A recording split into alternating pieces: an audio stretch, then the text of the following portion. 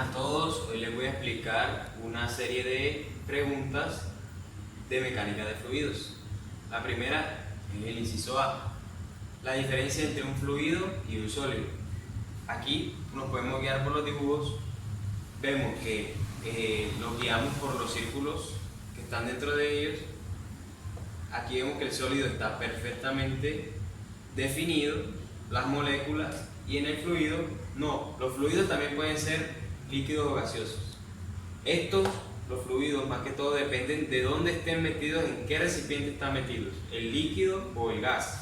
En cambio, el sólido puede estar en cualquier superficie o sobre cualquier otro objeto y va a seguir siendo el mismo.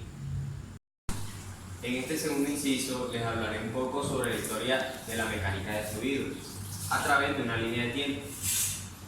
Todo empezó desde la antigüedad. Había una problemática que era la escasez de agua para los habitantes de una población.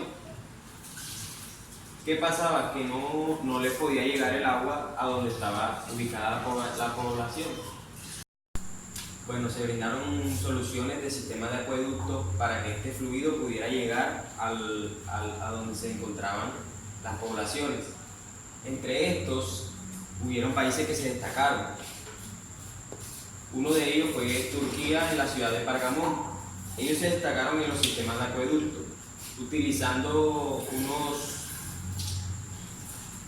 unos materiales que en ese entonces eran nuevos para ellos, plomo y arcilla. Del otro lado, de 285 a 212, podemos ver que Arquímedes hizo una colaboración a la mecánica de fluidos. ¿Cómo? Con su principio de la flotación. Estos fueron usados para muchas construcciones arquitectónicas y ingenieriles. Los romanos fueron uno de los que más aprovecharon estos principios de Arquímedes. Luego de implementarlos en todo su territorio, procedieron a asesinar a Arquímedes. Murió Arquímedes. Luego viene la Edad Media. Aquí se diseñaron y se perfeccionaron varios elementos que tenían que ver con mecánica de fluidos en ingeniería. Uno de ellos fueron el molino de viento. También se destacó el escritor Georgia Agrícola. Este comprobó que habían algunos cimientos de diseños en esa época, que habían antiguos diseños que se estaban implementando en la Edad Media. Aquí también inició la revolución industrial. Ya se cambiaba la mano de obra por máquinas que hacían el trabajo ingenieril. Luego viene el Renacimiento. Ahí se dan las nuevas máquinas y se comienza a expandir por todo el continente europeo. Bueno, aquí seguimos nuestra línea de tiempo. De 1623 a 1762, estos científicos, Simon Stevens, Galileo Galilei, Ernest Mariotte y Evangelista Torricelli, evaluaron métodos de mecánica de fluidos y los implementaron en hidroestática y en vacío. Luego, Pascal mejoró todas estas teorías que estos científicos habían implementado en la hidroestática y en el vacío. Luego, en otra etapa de la línea del tiempo, de 1577 y 1644, Benedetto Castiglioni fue el que publicó la mejoras de Pascal, junto con los movimientos de Isaac Newton, que servían para la mecánica de fluidos, que son la fuerza, la inercia y la viscosidad. Luego, de 1700 a 1782, Daniel Bernoulli crea ecuaciones de energía y movimiento. En el siglo XVIII, Richard Pronk implementa los cálculos de ingeniería en las universidades. Siglo XIX, se implementan nuevas tecnologías y se crean las primeras teorías de mecánica de fluidos. Los autores fueron Reynolds y Stokes. Luego de que en el siglo XIX se implementaran las teorías de la mecánica de fluidos, Estas fueron implementadas en sistemas aeronáuticos, en aviones. Luego, a mediados y a finales de este siglo, se le llamó la edad de oro de los fluidos. Estas se implementaron en industrias, en procesos ingenieriles más avanzados y así hasta el siglo XXI. Nuestro tercer inciso nos pide que digamos las leyes y propiedades de teoría de la mecánica de fluidos. Aquí elegí las más usadas. La primera es medio continuo. Esta establece que cualquier fluido o sólido deformable puede ser modificado por aplicaciones de medios continuos o aplicaciones continuas. Otra sería la conservación de masa y la conservación de cantidad de movimiento en un fluido. La otra sería la primera ley de la termodinámica que establece la relación entre trabajo y calor, y la segunda ley de la termodinámica que establece la relación entre el calor y la dirección del mismo. Bueno, aquí tenemos el inciso D, que nos pide la tabla de las propiedades físicas de la mecánica de fluidos, bueno, las que se utilizan comúnmente. Tenemos la presión, densidad, peso específico, volumen específico, gravedad específica, viscosidad dinámica y viscosidad cinemática. Tenemos los símbolos, la expresión matemática, la interpretación física, las unidades del sistema internacional y las unidades del sistema inglés. La primera sería la presión, símbolo P, y la expresión matemática sería fuerza sobre área. Las unidades del sistema internacional serían newton sobre metro cuadrado y las de inglés serían libras sobre metro cuadrado. La densidad la llamaremos aquí como D mayúscula y la fórmula sería masa sobre volumen.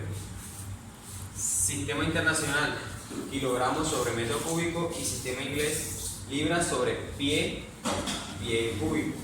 De pies en inglés. Peso específico sería P sub E, que sería el peso sobre el volumen, o la densidad sobre la gravedad específica. Las unidades serían newton sobre metro cúbico en el sistema internacional y libra fuerza sobre pie cúbico. Volumen específico P sub E, y la expresión matemática sería el volumen sobre la masa. Las unidades del sistema internacional serían metro cúbico sobre kilogramos y pie cúbico sobre libras.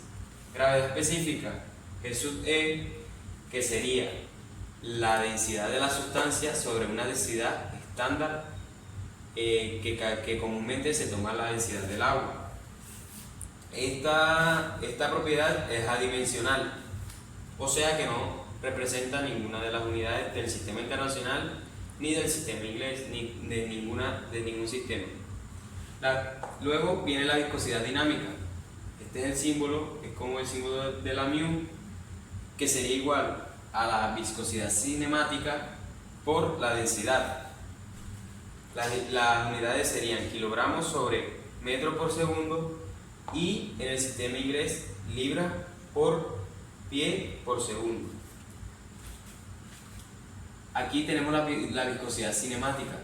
Este sería el símbolo, y la viscosidad cinemática la despejaríamos de esta ecuación de la dinámica. Nos quedaría la viscosidad dinámica sobre la densidad. La unidad del sistema internacional sería metro cuadrado por segundo y pie cuadrado por segundo.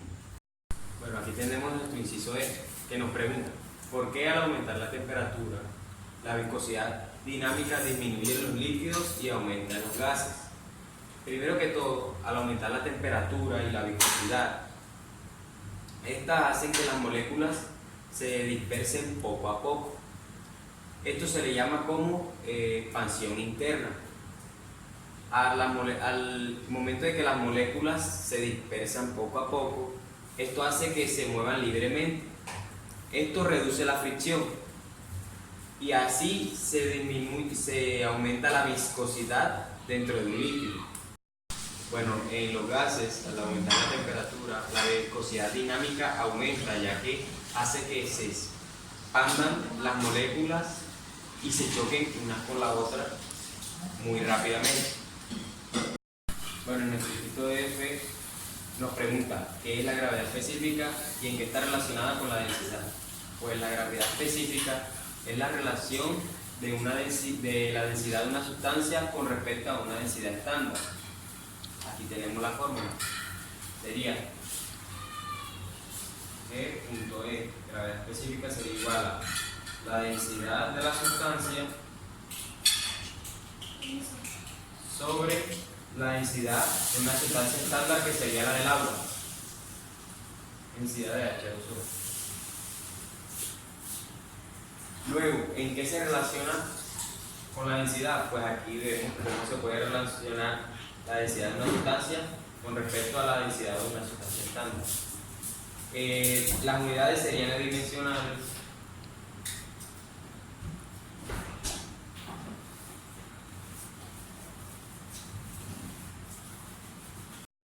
Bueno, esta se encuentra relacionada con el peso de la sustancia en relación en unidades de volumen. Bueno, nuestro inciso G, que nos dice: considere dos bolas pequeñas de vidrio idénticas, que se dejan caer en dos recipientes idénticos, uno lleno de agua, el otro lleno de aceite. La pregunta es: ¿cuál de ellos dos toca primero fondo? Primero toca fondo la que cae sobre el agua. ¿Por qué? Porque aquí vemos que tenemos dos sustancias diferentes, una agua, otra aceite. Cae primero, ¿por qué? Por el nivel de viscosidad, ya que el nivel de viscosidad en el agua es menor que la del aceite. Bueno, nuestro inciso F nos dice que hallemos la diferencia entre el fluido newtoniano y no newtoniano. El fluido newtoniano tiene viscosidad constante. Su viscosidad constante se ve a medida de que se le va aplicando la fuerza al fluido. El no newtoniano tiene viscosidad indefinida. Eso quiere decir que no es constante y varía su gradiente de velocidad.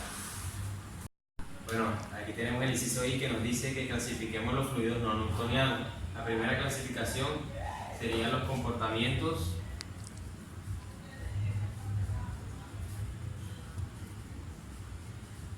independientes al tiempo. El tiempo sería el tiempo de la velocidad del gradiente. El segundo sería el comportamiento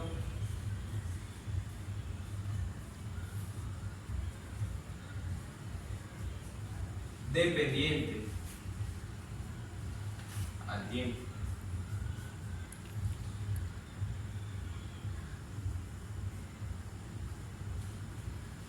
El tercero sería la viscoelasticidad,